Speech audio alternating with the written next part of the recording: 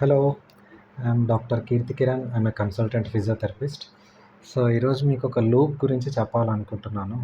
Most of us ఈ లూప్‌లో trap అయిపోయి ఉంటున్నాం. సో, ఏంటి ఈ లూపు?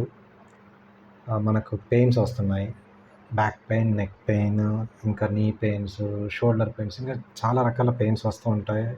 న్యూరోమస్కులోస్కెలిటల్ పెయిన్స్, ఆర్థో పెయిన్స్ ఇవన్నీ వస్తుంటాయి. సో, పెయిన్ వచ్చింది. హాస్పిటల్‌కెళ్ళాము. మెడిసిన్స్ ఇచ్చారు. వాడాము. కోర్స్ వాడాము. సో, కొన్ని రోజులు పెయిన్ తగ్గింది. అగైన్ మళ్ళీ పెయిన్ వస్తుంది. మళ్ళీ వెళ్ళినాం. పెయిన్ తగ్గట్లేదు. మళ్ళీ మెడిసిన్స్ మార్చిండ్రు. మళ్ళీ మెడిసిన్స్ వేసుకున్నాం, వచ్చినాం. మళ్ళీ కొన్ని రోజులు వాడినాం. పెయిన్ తగ్గింది. మళ్ళీ పెయిన్ స్టార్ట్ అయిపోతుంది. సో, ఈ లూప్ ఇట్లే కంటిన్యూ అయిపోతుంది. ఈ లూప్‌లో మనం ఇరుక్కొని పోతున్నాం. సో, ఇక్కడ మెయిన్ రీజన్ ఏంటంటే, మనము ఆ సింప్టమ్స్ మీదనే ఎంతనో వర్కౌట్ చేస్తున్నాం.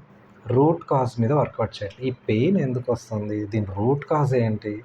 దాని మీద మటుకు మనం వర్కౌట్ చేయట్లేదు.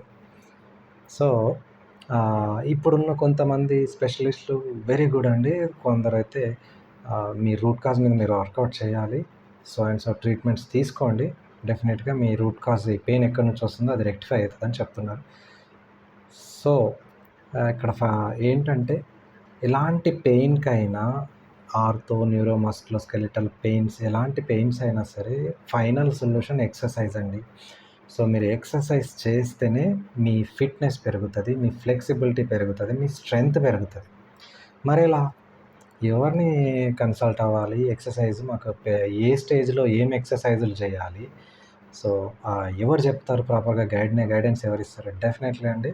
ఏ క్వాలిఫైడ్ ఫిజియోథెరపిస్ట్ మీకు ఈ పెయిన్ కేర్ మేనేజ్మెంట్ చేస్తాడు. ఏ స్టేజ్‌లో ఏం ఎక్సర్సైజులు చేయాలి?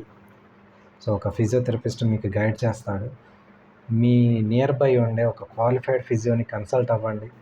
పెయిన్ కేర్ ఎక్సర్సైజ్ స్టార్ట్ చేయండి. మీ ఫ్లెక్సిబిలిటీ, మీ స్ట్రెంగ్త్, మీ ఫిట్‌నెస్ ఇవి ఇంప్రూవ్ చేసుకోండి. హోప్ మీరందరూ మీ ఫిట్‌నెస్ ఇంప్రూవ్ చేసుకుంటారని అనుకుంటున్నాను. ఓకే. Thank you.